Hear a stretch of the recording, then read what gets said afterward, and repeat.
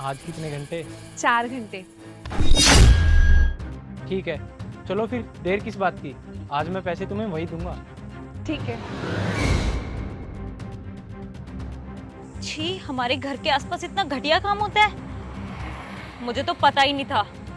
इन दोनों को तो मैं बताती हूँ। रुको, तुम दोनों को शर्म नहीं आती है क्या? इतनी इज्जतदार सोसाइटी में रहते हो और ऐसा घटिया काम कर रहे हो। और प्रेस करके तुम्हारे घर का खर्चा नहीं चल रहा क्या, जो तुम्हें ये घटिया काम करने पड़ रहे हैं? मीम साहब आप ये क्या बोल रही है? मुझे कुछ समझ में नहीं आ रहा है। देखो तो जरा, कितनी भोली बन रही है। अरे शर्म करो, इतना घटिया काम कर रही हो तुम। ओ हेलो मैडम, आप कहना क्या चाहती हैं? मैं कहना ये चाहती हूँ कि तुम्हारे जैसे लोग होते हैं जिनकी वजह से समाज गंदा हो रहा है। और तुम्हें सोसाइटी में जगह दी है ताकि तुम कुछ काम करके पैसे कमा सको, ताकि तुम्हारा घर चल सके, ना कि ये बकवास काम करने के लिए। एक बात बताओ, तुम्हें शर्म नहीं आती? इतनी इज्जतदार सोसाइटी में तुम धंधा करती हो। धंधा? मीम साहब ये क्या बात कर रही हैं आप? मैं कोई ऐसा ऐसा काम नहीं करती हूँ। आपको तो मालूम है कि इस सोसाइटी में मेरी एक छोटी सी दुकान है। मैं लोगों के कपड़े प्रेस करती हूँ, अपना काम अच्छे से करती हूँ, कभी कोई शिकायत का मौका नहीं देती किसी को। बात यहाँ पर प्रेस करने की नहीं हो रही है, बात यहाँ पर प्रेस की आड़ में जो तुम यहाँ धंधा कर रही हो ना, उसकी हो रही है। और तूने इस लड़के से ना ये धंधा करने के पैसे लिए, वो भी घंटों के हिसाब से। मैंने अपनी आंखों से सब कुछ देखा है। ओ बेवकूफ लड़की, तुम्हारा दिमाग खराब हो गया है क्या? क्या बोले जा रही हो? मीम साहब आप ये क्या बोली जा रही है? आप कितना गलत इल्जाम मुझ पे लगा रही हैं। आप उस चीज की बात करिए जिसके बारे में तो मैं सोच भी नहीं सकती, कभी सपने में नहीं सोच सकती, और आप हकीकत में करने की बात करिए।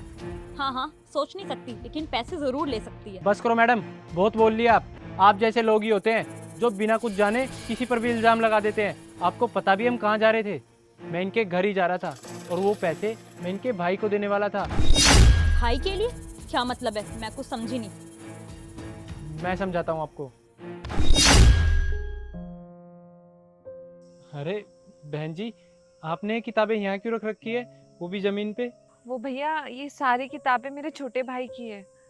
अरे अगर ये किताबें आपके भाई की है तो ये आपने जमीन पे क्यों रख रखी है? इनको उठाओ, इनको ऐसे जमीन पे नहीं रखते। वो पढ़ता लिखता नहीं है क्या? क्या है ना भैया, हमारे घर के हालात कुछ ठीक नहीं चल रहे हैं। पापा भी बहुत बीमार रहते हैं, उनके इलाज में भी बहुत खर्चा होता है। मैं यहाँ पे दुकान संभालती हूँ, छोटे भाई को भी काम करने जाना पड़ता है, तो अब वो पढ़ाई नहीं करता है। इसलिए मैं उसकी सारी किताबें यहाँ ले आई ताकि रद्दी में बेच के कुछ पैसे ले लूँगी। देखिए, मैं मानता हूँ कि ज़िंदगी में छोटी मोटी परेशानियाँ चलती रहती हैं, लेकिन इसका मतलब ये तो नहीं था कि आप अपने भाई की पढ़ाई छुड़वा दो। जब आप इतनी परेशानियाँ झेल ही रहे थे तो थोड़ी और झेल लेते।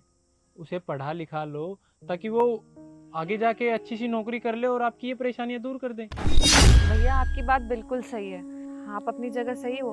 कौन नहीं चाहेगा भला कि आज के ज़माने में पढ़ाई करे, आगे बढ़े, कुछ बन जाए। ये छोटा मोटा काम करके कहाँ ही घर का खर्चा चलता है। प्रेस करके कितना ही कमा लेते हैं इंसान दिन में।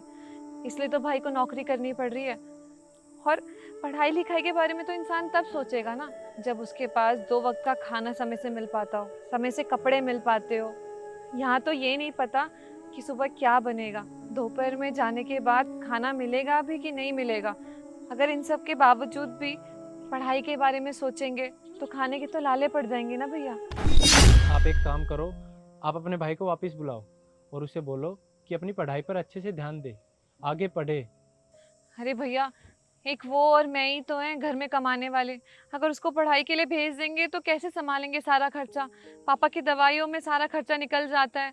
हमारे पर तो बहुत ज़्यादा दिक्कत हो जाएगी और सारा का सारा काम मुझे करना पड़ेगा। थोड़ा बहुत हाथ बटा देता है तो घर का खर्चा आसानी से निकल जाता है, वरना तो बहुत दिक्कत हो जाती है। मेरा काम में हाथ बटा देता है, 2-4 पैसे कमा के ले आता है घर पे।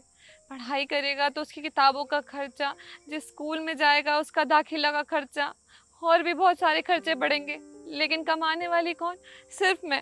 सब चीज़ों का भार मुझ पे आ जाएगा और बहुत मुश्किल हो जाएगी मेरे लिए। इसलिए मैं उसे काम से तो नहीं बुला सकती। बहन, तुम ना ज़्यादा परेशान मत हो। मैं भी तुम्हारे बड़े भाई की तरह ही हूँ। क्या हुआ, हमारा रिश्ता खून का नहीं है लेकिन इंसानियत का तो है। आप ना अपने भाई को पढ़ाओ। आपका भाई जितने घंटे पढ़ेगा ना, मैं उसको उतने घंटे के पैसे दूंगा। आप उसे पढ़ाई करने के पैसे दोगे? हाँ बहन, देखो अगर तुम्हारा भाई कल को पढ़ लिख कर बड़ा अफसर बन गया तो मेरे पैसे चुका भी तो सकता है, और ना चुकाएगा तो भी कोई बात नहीं, मुझे कोई परेशानी नहीं होगी। धन्यवाद भैया आपका। आप जैसे भले इंसान कहाँ ही मिलते हैं। जब मेरा भाई अच्छे से पढ़ लिख के एक बड़ा अफसर बन जाएगा ना, मैं आपके सारे पैसे चुका दूंगी। आपका इतना बड़ा एहसान है हम लोगों पर।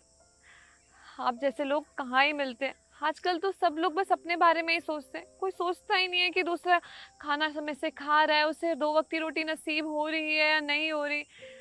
राह चलते मरते हुए आदमी को छोड़ देते हैं। लेकिन आपका दिल बहुत साफ है। आपका बहुत बहुत धन्यवाद। मेरे भाई की कामयाबी में ना आपका बहुत बड़ा श्रेय होगा। कोई बात नहीं बहन, अब मैं चलता हूँ।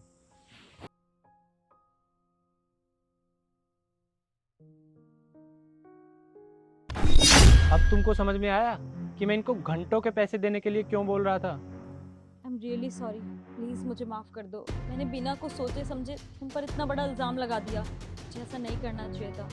तुम्हें सुनाने से पहले मुझे पूरी बात जान लेनी चाहिए थी। ये लड़का तो बल्कि आपकी मदद कर रहा था, वो भी बिना किसी मतलब के। हाँ मीन साहब, आप बिल्कुल सही बोल रही हैं। ये बहुत ही अच्छे इंसान है, इनका दिल बहुत साफ है। बिना जाने समझे ये मेरी मदद कर रहे हैं ताकि मेरा भाई पढ़ लिख के अफसर बन सके, अच्छी नौकरी कर सके। आप ही बताइए ना, आजकल के ज़माने में कहाँ कोई किसी की मदद करता है।